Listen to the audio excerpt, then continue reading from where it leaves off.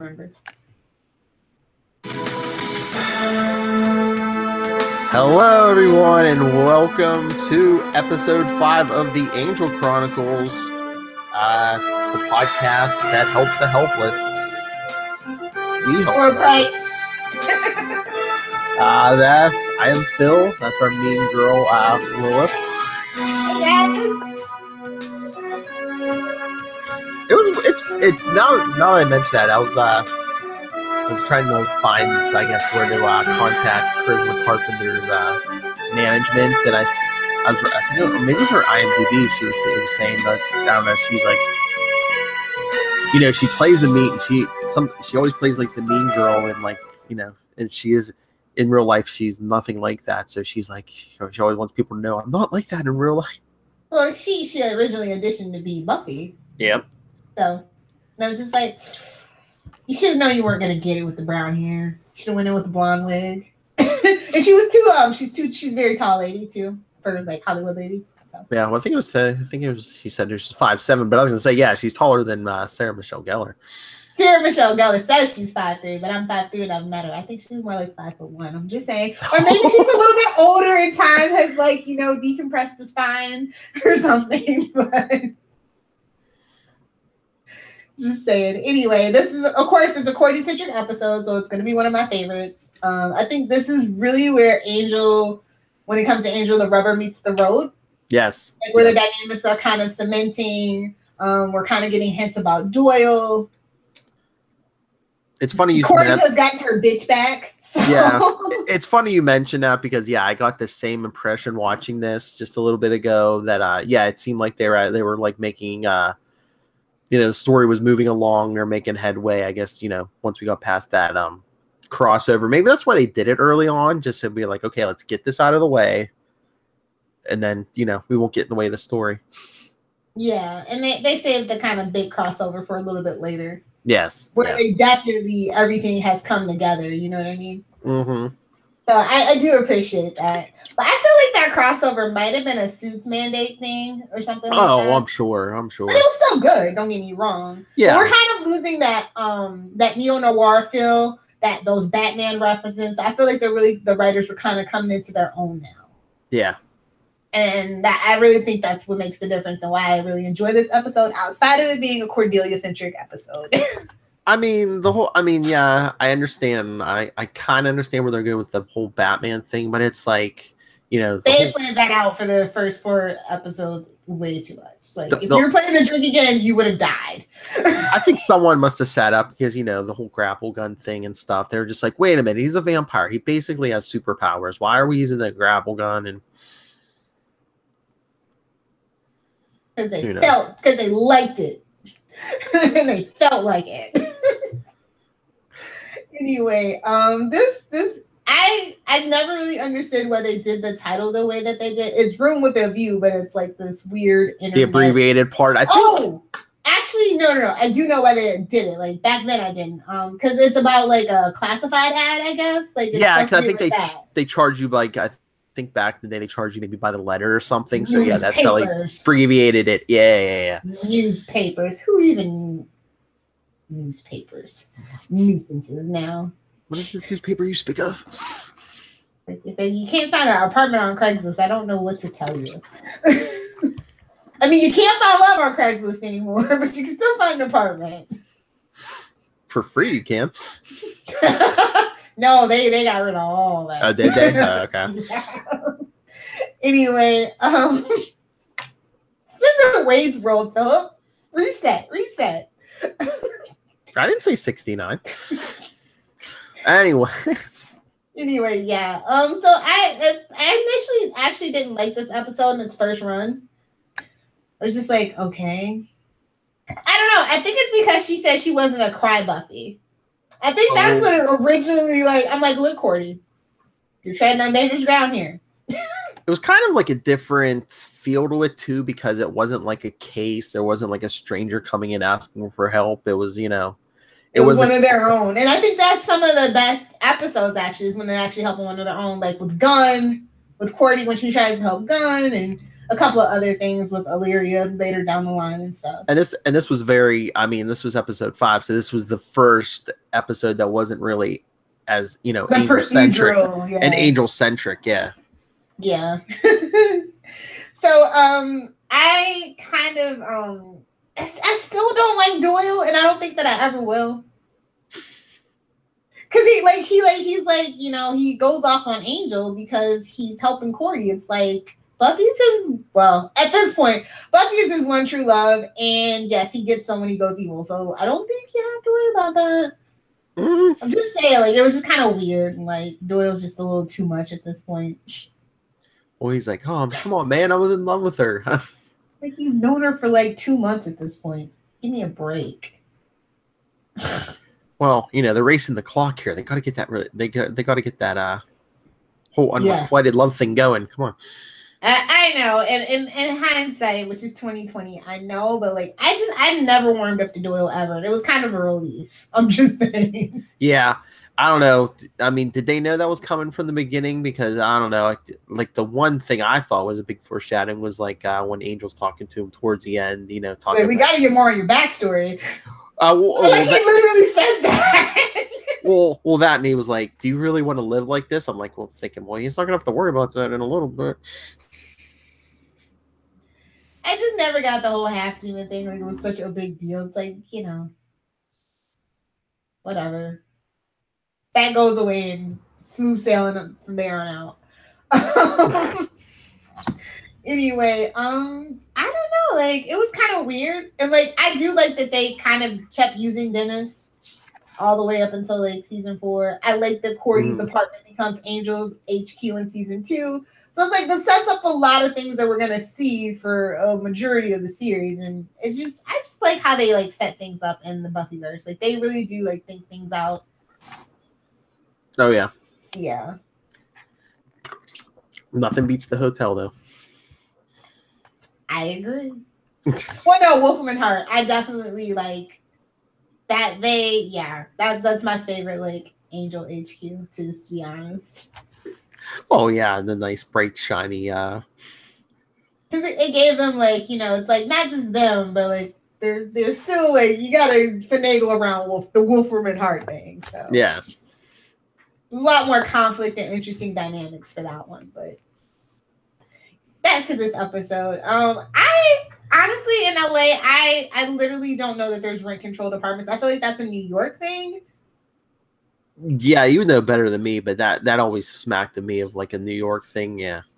Yeah, because for the life of me, like, if there was ever, I would like murdered somebody straight up as a 20-year-old in LA for a rent controlled apartment that night. But no lie, right out the window. But I mean, could that have been possible though? Like old Hollywood, you know, I don't know. I don't know. Like, it feels like an old people's retirement home or something. I don't know. That's the only thing that kind of sticks in my cross. Like, who's lived in LA. I'm like, I don't think I've ever heard of one. I don't know, unless the realtor or somebody just said it was rent control just to get rid of it because it was haunted. Yeah. Well, you know what? But the thing about it, I guess they didn't know that the guy was murdered. But then, like, they couldn't keep the apartment. Like, she kept causing people to kill themselves, I'm assuming, is the moral of that story. So yeah, you that's what I was gonna say. That somebody died there, like that is like a real thing within, like, I think it's only like 6 months though in California. I don't think it's like even a full year. I think it's only the last 6 months, and it's up for the buyer to do their due diligence about the rest of the history of the house. Because believe me, in LA there are tons of murder houses. I'm just saying, really nice murder houses too. Get OJ's house for a steal. You'd be surprised though; it's not a steal at all. I actually think the Goldmans own that house, if I'm not mistaken, though. Probably, or probably razzed it to the ground. Who knows? But yeah, so that was like the only thing is like, I'm just like, I don't think that's how this works. But I'm gonna let it go. It's interesting setup. It's an interesting premise. It's just like, yeah, I mean, Courtney wasn't making any money at all. Like, I don't think that dress shop that she was working at the end of Buffy, I don't think she could have saved up that much money for her apartment in LA because her family was completely broke at that point.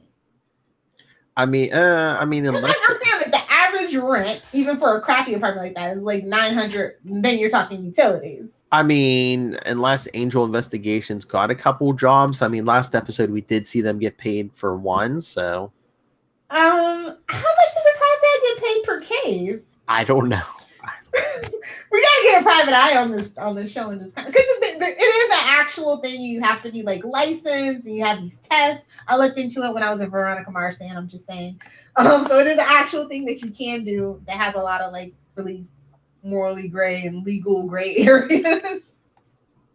But yeah, like I wonder how much people, or we could ask Ralph Disney.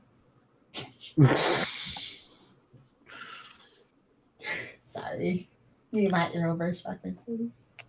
They're both Warner Brother. True.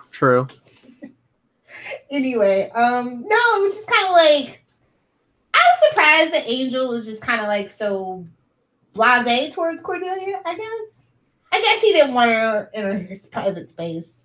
Well, I mean, his broody time. I mean, you could probably say that about most vampires, but you know, maybe he didn't want the temptation of Cordelia there. Well, the temptation of Cordelia doesn't even come until like season 3. So true. Well, I think this episode she was getting more on his nerves too, because he told Doyle, he's like, "I'll take care of your demon. You get her an apartment." That demon thing, though, Doyle's demon thing, I was just like, plot point is convenient. Griff, really? Griff? That's a little too on the nose. I'm just saying. Where's his grandfather, Biff? And you know, the guy that plays Griff actually ends up, whatever season is where they do the gladiator thing, he plays one of the demons in the gladiator. Oh, yeah. They recycle a lot. Well, I mean, if you have enough demon makeup on, I guess, you know. It doesn't matter, yeah. Supernatural is like the king of that crap. But Vancouver's actually a very small pool of actors, to be honest. Oh, you've been on 20 years, too. Phil doesn't even watch the show and he knows the meme. Anyway, but no, like, it's just kind of, I don't know, like I said, I really like this episode, but like the Doyle stuff just, damn Doyle. I'm just like, can we get Wesley already? And like in my mind, every time I'm rewatching, it's just countdown to Wesley. Yes. Do you remember what episode Wesley showed up? I want to say, is it like a 10 or 11? It seems like that to me, but I don't know. When I initially, like the first rewatch I did, I was like, God, it's not like 2 episodes before the finale, is it?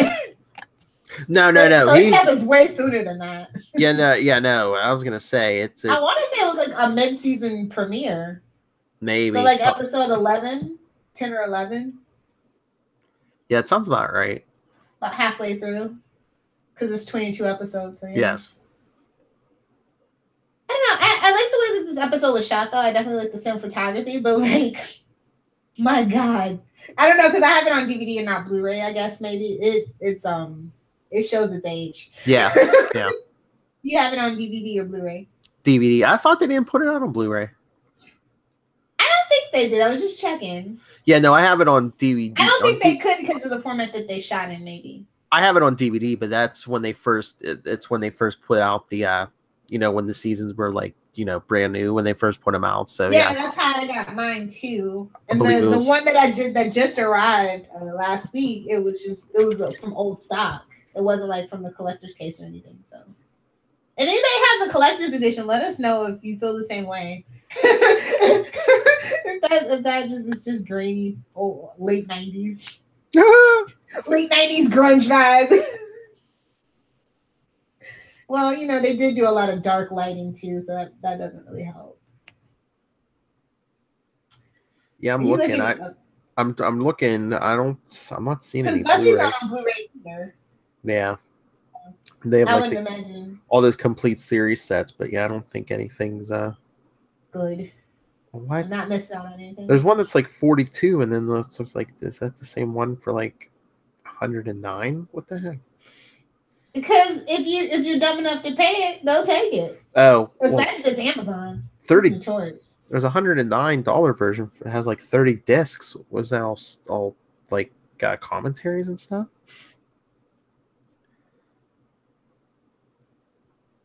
Buy it and see. And then return it. And then return it. If it's Amazon, you can return it. Huh. Anyway, what did you think about the villain? An overbearing mother. She kind of reminded me of Howard's mom if she was really, really mean. From Big Bang Theory. Dennis! That's like in my head, that's all I kept thinking about. Yeah, I could see that. Oh my god, she bricked them up in the wall. Can you? Oh, I can't even imagine. Oh my gosh, she freaking pulled him. I mean, can you pulled him, bro? I know. Can you imagine? I mean, doing that to someone you supposedly care about. I mean, then you know what they reminded me of a little bit? Huh? Bow, the little short before Pixar, before Incredibles. Like she was like that lady was one step away from doing that to her son. she could have swallowed him whole. Jeez. Oh, Pixar. You're getting a little weird there, but no, like I was just like, holy crap, that's crazy. Like that is mommy dearest to the max. Oh yeah. I could not starve to death. Like that is one of that drowning and burning are like the three because like I don't want to die any one of those ways. Just want to fall asleep peacefully. Maybe have someone on top of me. I mean that's the dream, bro. That's the dream. But no, I like how at the end, like, Cordy has a little bit of her confidence back. I love the bitch moment. I just like, yes, here for it, slay queen. I like that last scene where she's like, oh, well, she never had any fashion sense. Yeah, exactly. She's just like, oh my god, that is the Cordy that I know and love. And I was worried that she was gonna get like lost in the shuffle and she's gonna have this dramatic like change. And I do enjoy her character arc overall until the weird have Connor's baby thing, which we get there. Yeah, but I just love she's on the phone. She's like, Dennis, when I'm on the phone, it's quiet time.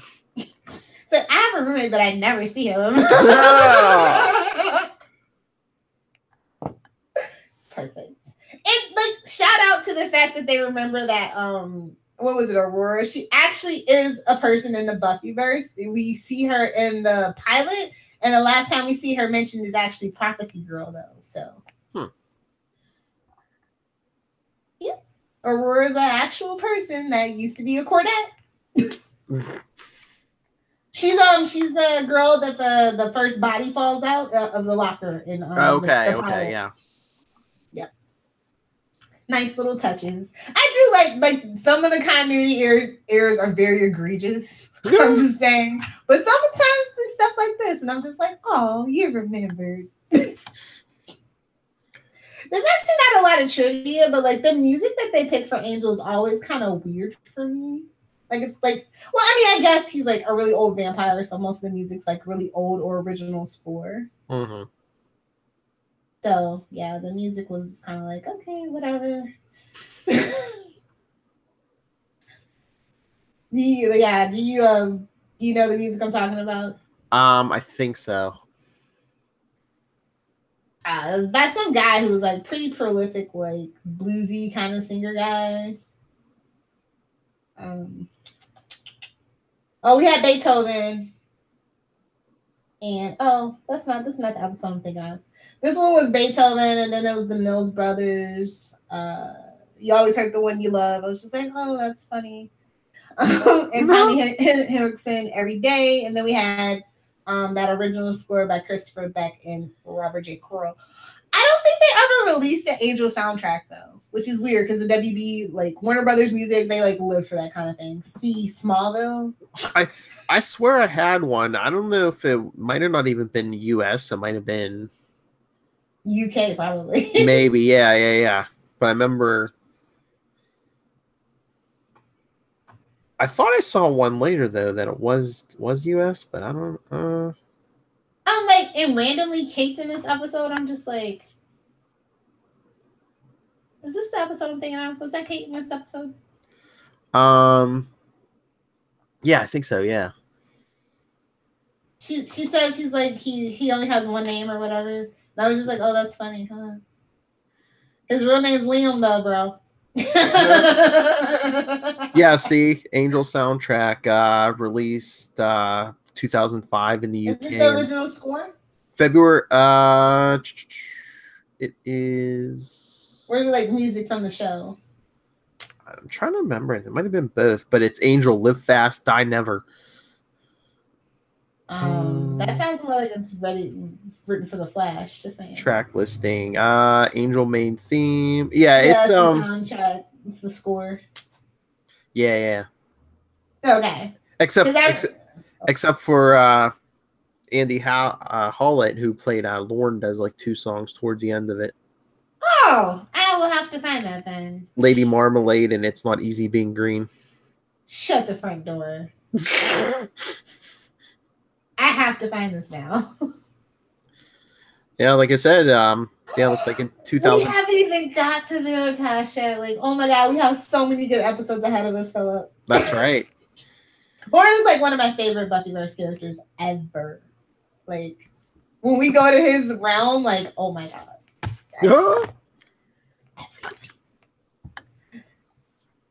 Everything. Anyway, I liked a lot of the visual gags. I don't know if I should even call them gags, but like that mother was she was a piece of work. Oh yeah. Well, she kind of had to be. Yeah. Let's see. It was a pretty big body count this episode, by the way. Usually we only get like 1 or 2. Yeah, but I mean, a lot of it happened, before Cordelia or Angel even got involved. But. Yeah. Oh yeah. Tim. No, not Tim. Jane Epson wrote this one. And David Grunwald did the story. So, and then Scott McGinnis directed. Like, I don't know. I don't think we ever see Scott McGinnis again anywhere. But I just love when, like, the walls start bleeding and says die. And he's like, maybe it's diet. A little judgmental, but they're like pulling her out. She's like, it's rent control. I know. I like literally, yes. Like I said, I would have put up with that all the way. Rent is ridiculous in LA. It's not as bad as New York. Like, I'm not gonna lie. It's not. But it's close. It's really close. So yeah, I don't know. Like, Courtney stole the show, and she stole the show a lot. So yes, I like that they gave her a centric episode. I don't like the Doyle centric episodes. Just forewarning you guys. Well, I think we just have to slog through a couple more. Just a couple more. Countdown to Wesley. That's our countdown. Sure. I give this episode a good solid B+. Yes. I think my favorite scene is where she's talking about Angel not having a mirror. Oh, she's like, would it kill him to look at himself? To not look at himself. Or whatever. I never understood that vampires don't have a reflection thing. I like the True Blood explanation because it's just it's fake news. So when you see a reflection in the mirror, you don't think that they're a vampire. I like that take from True Blood. So just saying. Something about a soul, or no? Well, he should have a reflection then if he has a soul. That's true. Buffyverse, don't let me down. Did you have a favorite scene? I don't know. That, like I was saying, that whole thing when they're trying to pull Cordy out, she's like, "Oh, it's rent control." Was pretty funny. Or even when Doyle was like, "Oh, I didn't know Angel was a queen of the winter." They tried, but they failed with Doyle. I'm just saying. I know. Yeah, like I love the dialogue the best. I think that was the best thing about this episode for sure. Just the right amount of quip. Yes. Not at the Bendis point tipping scale. So, yep, I think we could do some shameless plugs. All right. Well, if you want to get a hold of us, discuss this episode, any of the upcoming episodes of Angel, are you looking forward to Doyle's death? Email us, capesandlunatics@gmail.com. Angel Chronicles on Facebook, at Angel TV Podcast, and at CL Sidekicks on Twitter, and the voicemail 614-382-2737. That's 614-38-CAPES. I'm Charlie answering you, by the way. Whoa! You was getting a hold of us. We do the 1 and the 2.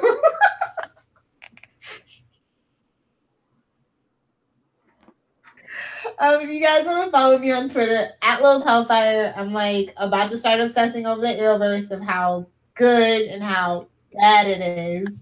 Because it's a lot of material to go through. Like, we've got like 4, technically 5 shows, so I'm getting all caught up and giving you guys my opinion. So at Lilith Hellfire. If you want something more fun than that, Superman and swearing that isn't Bendis, at Save Me Podcast, Twitter, Facebook, Pinterest, and Instagram. And be sure to check out SaveMe.net.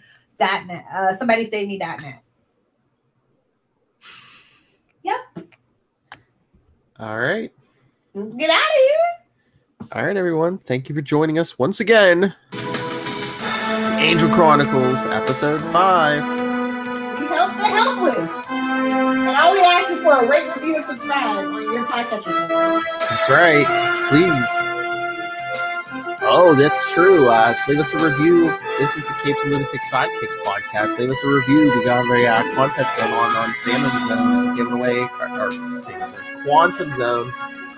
So tired. Yes, we have a contest going on Quantum Zone. Leave a review. You can win a free comic. One of our upcoming reviews.